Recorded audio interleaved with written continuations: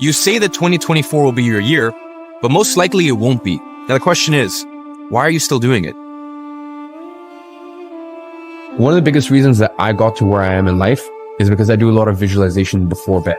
But what I visualize, for example, growing up, I never visualized buying a Ferrari or a Rolls Royce or buying my mom a $4 million house in cash. I never visualized those things because I knew that if I do the right actions, those things are going to come. And those things have come. I've done all those things. Instead, I visualized the actions, but I focused on it being difficult, what I would do when things got difficult, and me getting past that.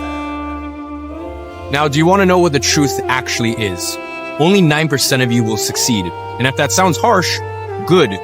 Because I want you to understand the severity of the situation. Are you listening to anything I'm saying? Like, do you actually even listen to anything that comes out of my mouth? Because all I've done over the years is try to tell people, hey, it's gonna be slow, but what's your fucking other option?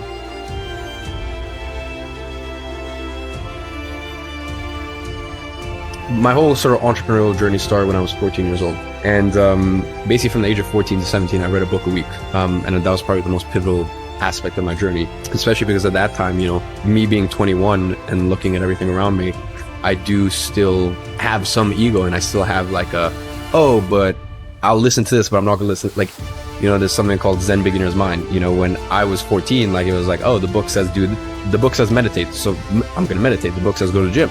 I'm going to go to the gym, and I just like absorbed everything like a sponge.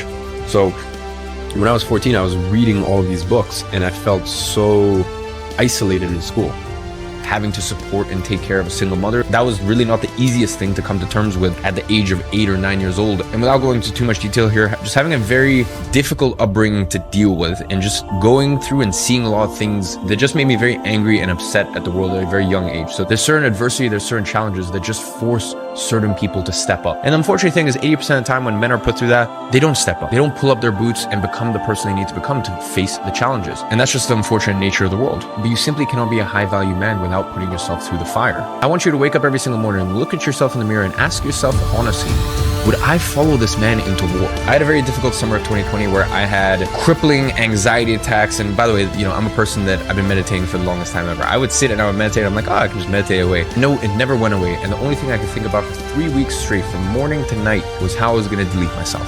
And there's a big difference between thinking about it and thinking about how you're going to do it. Once you start getting into the, hey, how am I going to do it? That's a very different level of severity. No matter how much money you make, how rich you get, you always have to view it. I never view things as how much money am I spending on it. I view it as how much money am I losing. I don't give a shit if something's $5 million. If I know for a fact I can sell it a year later and get my $5 million back, but get tons of enjoyment out of it, then great. Like I couldn't care less. I don't look at price. I look at how much am I going to lose when it comes time to sell it, or what am I potentially going to gain. I want you to do something for me. I want you to wake up tomorrow and start telling yourself, yes, I can do this.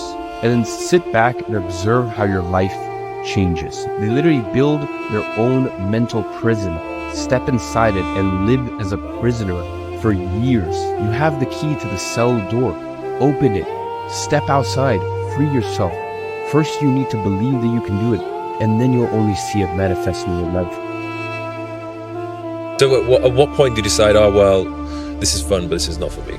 So I was doing that. I had a YouTube, and I was kind of honing in my craft of photo, video. And then from there, I just started reaching out to people and saying, I'll give you a free video shoot. And then that's how I started getting some photo video clients, until the day where one business was like, can you do this for us? Like, could you manage our social media? I was like, yeah, sure. But actually, I guess they didn't, because they ended up signing. And that was my first client. That was in August of 2016. 80% of success is timing. Most successful people won't admit that. They're going to tell you that the reason they succeeded was due to all of the hard work that they put in, the risks they took, and their discipline to show up and stay consistent day after day. 80% of success is being at the right place at the right time to catch an opportunity that will inevitably lead you to success, as long as you put in the hard work.